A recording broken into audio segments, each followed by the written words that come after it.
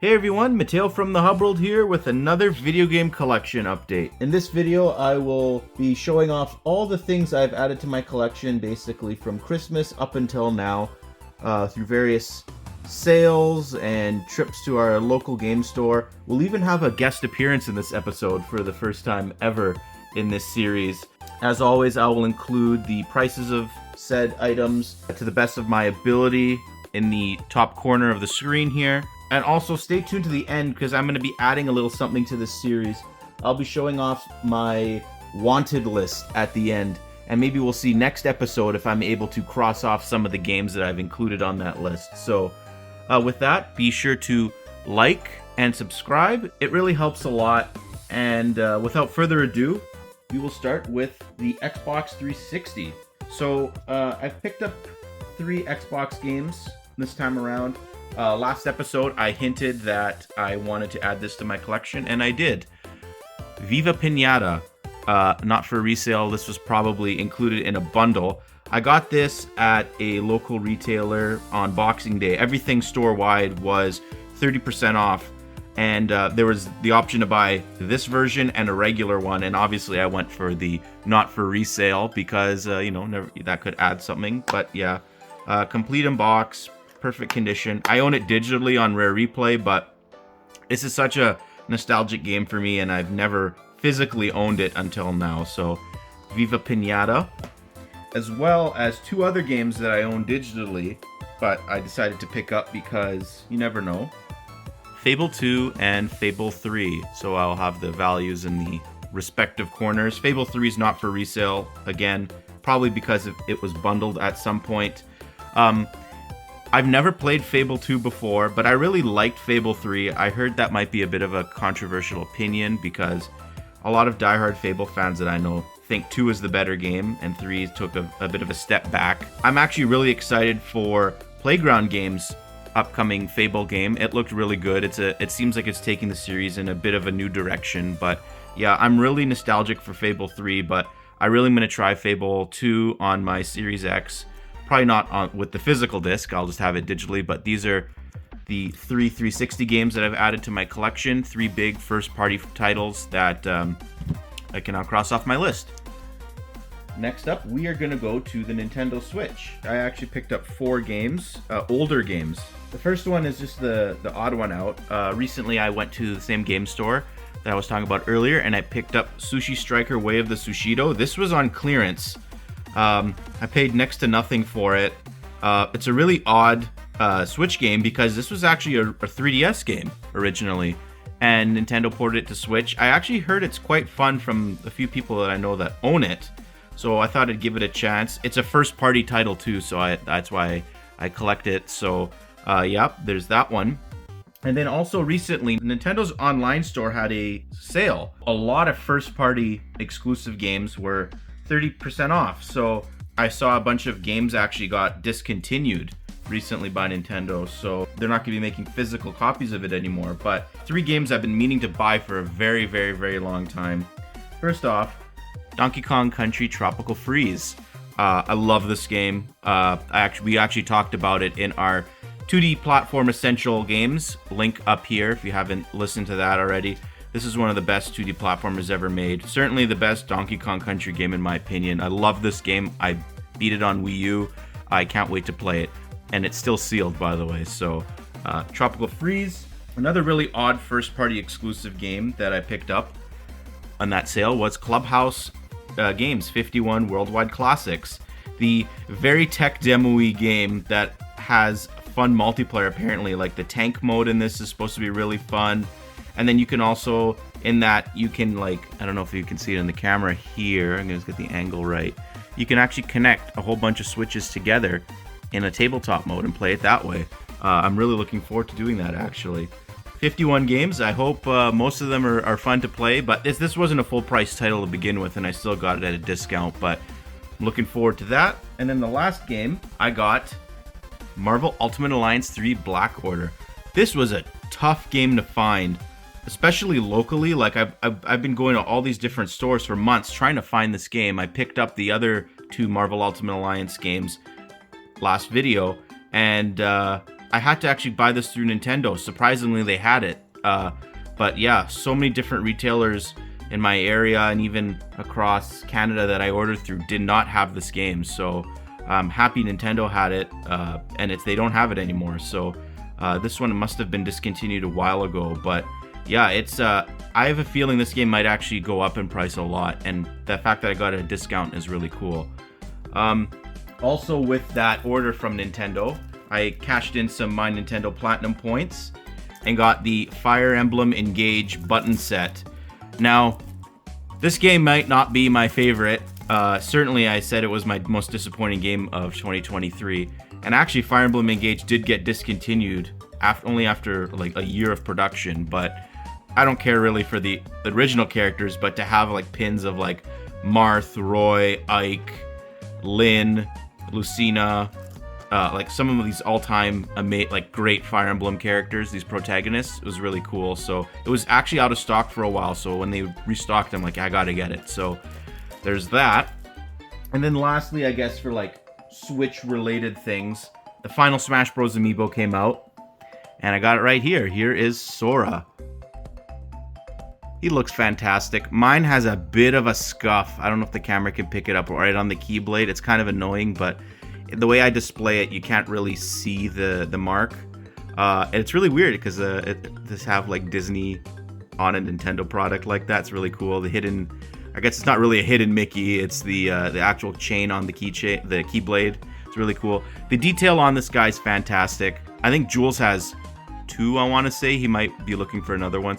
Sora is a fantastic Smash Bros. Amiibo. And yeah, maybe I'll do a video about my favorite Smash Bros. Amiibos in the future. So I'm just gonna move this out of the way, move these Fire Emblem pins and Switch games out of the way here. Next up, we will cover Nintendo DS because it's very easy to cover, in which that's because I only have one game. On our trip to the Sonic Symphony, I actually picked up a game I should have got a long time ago when it was out. The Game & Watch collection for DS. Club Nintendo exclusive, not for resale, because obviously the only way to get this was to cash in your Club Nintendo points. And I don't know what I actually cashed my points in back in the day, but I should have got this.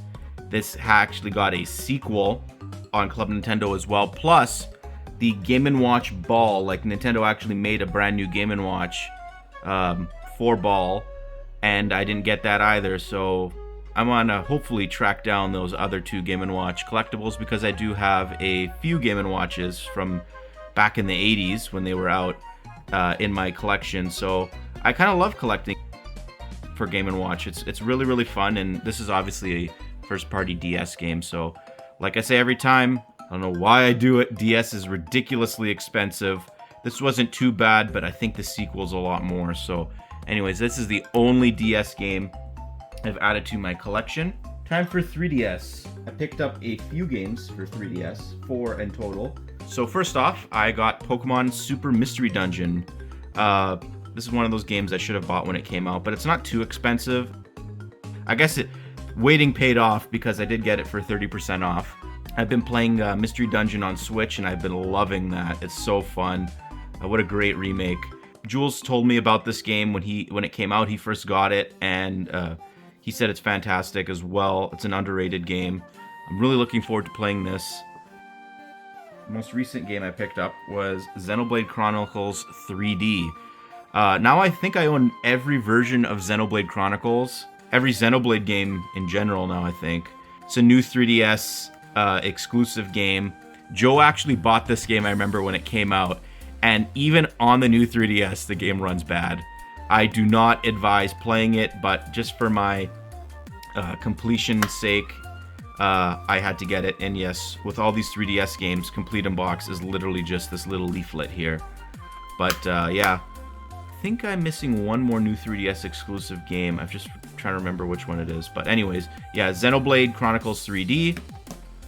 Also on Boxing Day, I picked up Mario Party The Top 100. Man, this game should have been on Switch, but at least Superstars kind of corrected it. This was such a great idea, especially for Mario Party, because like at the time, Mario Party was really in a bad place. It's back in a really good spot now, very similar to the N64 era. It's like probably this is the renaissance of Mario Party, and I think this game somewhat is responsible for kicking off that new era of Mario Party, but the fact that it's locked on 3DS is not fun. But yeah, it has the top 100 games from all the current games at that point. So yeah, I was meaning to buy this for a while, and getting it with that 30% off really pushed me over the edge. And then finally, a big game I knocked off the list for 3DS was WarioWare Gold. And I have to thank Giuliano for really helping me with this, because on our trip to Seattle to watch the symphony, we stopped off at a whole bunch of stores, and I saw this game there, and I had never seen WarioWare Gold out in the wild before here. And I saw a sealed copy and a loose, like, complete unboxed copy for the same price. So I'm like, oh, I'm gonna get the sealed copy, obviously, because that's a lot better. Little did I know that in my excitement, it had a little stamp here that said UAE version, so it was the United Arab Emirates version. It was still English, it was a North American cartridge, so if you buy those games that have that stamp, you can play them in North America, but I felt it was a little disingenuous of the worker there to not mention that to me. But anyways, Jules had this copy, and so we just swapped out. He swapped that out for me. I really appreciated that. But yeah, WarioWare Gold is one of those really late 3DS games that I needed. And speaking of Jules, for the first time ever in this Game Hall series, we're going to have him as a special guest. So I'm just going to pass it over to Jules, and he is going to show off the item that he has added to his collection, one that was a long time coming. So anyways, Jules, take it away. Hello everybody, it's me, Jules. Now I know I'm not usually part of these kind of find videos, but I recently went with Matteo on his latest outing, and I also came back with something really interesting, so I thought we'd throw it into the video. So I found this guy over at a local video game store. This is The Legend of Zelda limited edition 2DS. It came packaged with A Link Between Worlds digitally. Now this 2DS came out near the end of the 2DS lifespan, and I always really wanted it, but I couldn't justify getting another 2DS, so I never bought it, and I really regretted it, and I've always really wanted it, but it's a super expensive system. But we found it for a crazy price. Matteo spotted it in the corner of his eye, so I picked it up. Here's a look at it on the inside. Pretty pristine condition there. Lots of cool, like, I love the colors, right? Like this amazing royal blue for like the Hylian shield. Like all of this is textured and layered. Like you can feel the Triforce. Super, like it's perfect condition. Even like the buttons. Oh, it's an incredible find. I am so excited to finally have this in my collection. So thank you for letting me take a portion of your video, Matteo. Have a good one. Thank you, Jules. I'm just still in awe that we were able to find that at the store. What a great system. What a great version of the 2DS. And what a great price you got it for. So anyways, onto the PlayStation section of this video. I've added 3 PlayStation games to my collection. First of all, on Boxing Day, I got Persona 5 Royal for PS5. I kind of just gave up on finding the Xbox version of this game for 2 reasons. One, just because no one had it, and I don't want to buy just the disc. I want the actual complete in-box game. And then also, the PS5 version was cheaper than any version of this game. Like, cheaper than Xbox, cheaper than Switch, cheaper than PS4. So, like, well, I may as well get it on PlayStation, I guess. It gives me a reason to play this game again eventually, to get the trophies or whatever. So yeah, this is one of my favorite games of all time. It's so fantastic. I'm playing through 3 Reload right now, and I'm loving that too. Also, on Boxing Day, we picked up Final Fantasy 16. It's still sealed, if you noticed. Yeah, this was Gino and Jules' Game of the Year. Link to our Game of the Year discussion here, so you can listen to their full thoughts on it. I've never played it, but I might eventually, so there is that. And then, lastly, The Last of Us Part 2. I'm going to get the upgrade to make it the remastered version. that's the best way to do it, honestly. If you can find a cheap copy of The Last of Us Part 2 like I did, I think I only paid $25 for this with the upgrade. It's still like half price of what you would pay for the PS5 version, and you get the same content. So if you have a PS5, like if you can play discs on it, I really suggest going this route if you don't really care to collect PlayStation games. So that's just my tip right there. Yeah, I played this game before. I liked the first one a lot better, but I mean, this one's fine. I think it's a little overrated, but if you love the show, if you love the first game, it is worth playing, definitely. So that's it for PlayStation. Next up, let's do some odds and ends, some collectibles here. So our friend group does a Secret Santa gift exchange every year, and Jules actually had me for Secret Santa, and he got me a few items. The first of which is a U2's Conker from Conker's Bad Fur Day. Sergeant Conker or General Conker, whatever you want to call him. Yeah, this thing is fantastic. I love the sort of unified design that all these U2's figures has, and Conker is extremely, extremely detailed. I love the fact that his guns are shooting, and he's got the cigar. Like, this is such an iconic image of Conker from Bad Fur Day. I really, really, really love that. I'll set him aside over here. Next up is the Rare Racers pin. This is the Banjo one. I actually meant to get these when they came out.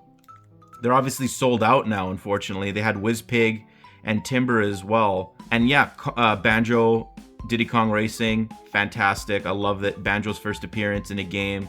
This thing is incredible. I'm going to keep it sealed just because I have all my other Fangamer rare pins sealed. So there's that. And then lastly, I got a Jinjo plush, the blue Jinjo. They have all of these available, all the colors of the Jinjos from Banjo-Kazooie, plus the Jinjonator. And there's a deal on there that's been out, I think, since these launched, where the more Jinjos you buy, the cheaper it is. And you can add the Jinjonator to that cart as well. So yeah, I love this because I have the Banjo-Kazooie, Yuka, Laylee. I have the Great Mighty Pooh and Conker, so like this just fits right in on my shelf with all my other rare plushes. So yeah, this is really fantastic. I love it. He can just sit down and just be so cute. I love him. So I'm just gonna move these out of the way because there's a lot more stuff coming. Next up, we were actually cleaning the garage at my place recently, and we found some very vintage Nintendo things. First of all, we found a Rob the Robot instruction manual. Now, back then, Rob the Robot actually was included with the original NES bundles, and this was actually my cousin's, and he gave it all to me. And then throughout the years, you know, Gino and I, when we were little, we would just play with it, and it slowly would just lose things over time. The box ended up getting thrown out, whatever, but we were able to salvage the manual, and it's actually, all things considered, for something released in 1985, it's in pretty good shape. So there's that. And then also, in that same cleaning phase, I found a complete in-box Game Boy Game Link cable. This actually, I think, was a thrift store find years and years and years ago. But yeah, just to see something like this, I know it's it's completely destroyed, but like the cable itself is still in its factory wrapping and stuff. So this is actually a very interesting thing, because if you look on the back here, you see all the versions of the Game Boy before the Game Boy Color. So you have the Game Boy Pocket, you have the original Game Boy, you even have the Game Boy printer written on here. Yeah, and like all these different configurations that you can have these cables in. It's actually really, really, really cool. Because yeah, this was the official link cable prior to the release of the Game Boy Color. So anyways, there's that. And then Sarah and Adriano were at a thrift store, and they found some Pokemon plushies, and with them was the plush of one of my favorite Pokemon of all time, Grovyle. I actually don't know how old this is. I'll probably throw a picture up of it. It says copyright 2004, so it's probably from 2004, I guess. But yeah, if I can find it, here's a picture of it. Yeah, this is really cool. You don't really see plushes of Pokemon like Grovyle nowadays, so that's why I really, really, really liked it, and it was pretty cheap. So Yeah, it's in very good condition. Obviously, I cleaned it well. But yeah, here's Grovyle. And then I have this very, very, very special figure. The last thing we'll be talking about in terms of collectibles. It deserves a video of its own, so I'm just gonna go over it very briefly here. Also, in the winter break, and I believe I got this in the mail in January, I got this premium DNA Banjo and Kazooie figure. Here will be a link to a full video review of this figure. There's a lot to love with it. It has so many accessories. It is so well built. It's nothing like I expected it would be. Like, almost every single aspect of this figure is fantastic in terms of like articulation and the accessories and what have you. Actually, the video will probably drop the same time as this, so yeah, I'll just have that out at the same time. So stay tuned and watch that, please. So now, the final two systems are the ones that have the biggest games. I've added 2 Grail games to my collection for Wii and Wii U, but as for the non-Wii Grail games, very fitting actually. I picked up the first 2 Endless Ocean games. The reason why I say the first 2 is because a third Endless Ocean game just got announced for the Nintendo Switch, coming out in May, I believe. So I got Endless Ocean and Endless Ocean Blue World. These are first-party Nintendo games. I heard these are very, very chill games. Sarah actually vouched for Blue World, so I might try Blue World. But if the first one is good and I read good things about it, I might also just try it and dabble with it. But yeah, these are 2 that I've been meaning to add for a long time, but I mean, they're not that expensive, so I held on and just waited until I found a store that had a lot of them in stock, so they've had the price a bit cheaper. So yeah, I got these. I'm very much looking forward to playing them. Then I'll move those to the side. The 2 Grail games I've added to my collection. Actually, I added them into my collection on the exact same day. 2 different stores though. First of all, I guess I'll go with the cheaper of the 2, but still a very, very, very, very exciting game to be adding. Game & Wario. The ridiculously expensive game that I should have bought back when it came out in, I think, 2015 on the Wii U. This game is terrible. I've played it before, but it is one of those games that is a sort of gamepad tech demo. I think this was also like part of the Wii U reveal, but it was just disguised as something else, and they just turned it into a WarioWare game. But I'll just take it out of the sleeve because I do sleeve my expensive games. This is complete in box. It has the My Nintendo insert, the sort of advertisement for other games, and then that's all it is for Wii U games sometimes. And yeah, this game is in fantastic condition. I really, really inspected it from head to toe before I bought it, and I did actually pay slightly under market value for it, and I think it's actually gone up in price since I've bought it, because I bought this in end of January, I think. So yeah, so Game & Wario, I've been meaning to get this for a long time, but I didn't pull the trigger until I got it for a good price. So patience does pay off. Now, in the case where patience really does pay off is with this final game. I will take it out of the sleeve right now before I even talk about it, just to save on some time. And that is the holiest of holy grails for Wii, a game that I've been meaning to buy for a very long time, but I kid you not, I have never seen this out in the wild until recently, where I saw it once when we went to a store in Bellingham on the way back from the Sonic Symphony, in which it was ridiculously overpriced. And then secondly, also the same day I picked up Game & Wario over here, I got it for surprisingly under the price. Rhythm Heaven Fever. This, I think, is actually the final Wii game, or one of the final Wii games Nintendo ever published. And it's never been re-released outside of the Wii U Virtual Console. And I meant to buy it when the Wii U shop shut down, but I'm like, well, if I spend $30 on it here, I may as well just wait it out and find a physical copy one day. And I did. I paid $170 Canadian for this, which is I think $20 or $30 under market value. Here's the price here, obviously. But yes, it is complete. The disc is in fantastic shape. looking at that there. The manual is in fantastic shape. And then it also has the other two Wii inserts. Wii Play Motion, I have to get that one as well still. But yeah, I did not realize, like, even in the Wii generation, like after Skyward Sword came out, I kind of just stopped playing Wii games. And I just basically was a full-on Xbox 360 gamer at that point, aside from the odd Smash Bros. Or Mario Kart game. But yeah, Rhythm Heaven Fever, I had no chance in buying this because I didn't realize how expensive it was, or it was probably not produced very much, but that's why you have to know, and I'm not going to make this mistake again with the Switch. The late generation games, the ones that come out in the last year or so of the system's lifespan, those are the games that tend to be the most expensive down the road. Conker's Bad Fur Day was that way. You have Rhythm Heaven Fever. You have the Twilight Princess HD for Wii U as well. There's just the Pokemon Black and White 2. Like, there's just so many examples, like Luigi's Mansion on 3DS. That's another one I need to get. WarioWare Gold. I think that's going to happen with Switch with games like Fire Emblem Engage. Probably Princess Peach Showtime, that game that's coming out soon, is going to be that way. So just my advice is go with your gut. Look at history and how it's repeated itself, because Rhythm Heaven Fever was one game that we should have bought when it came out, and a lot of people didn't. So I'm just so excited to have this in my collection. I'm actually going to have people over and we're going to play it on my Wii U. So maybe in a future episode of the Hub World podcast, I'll talk about this.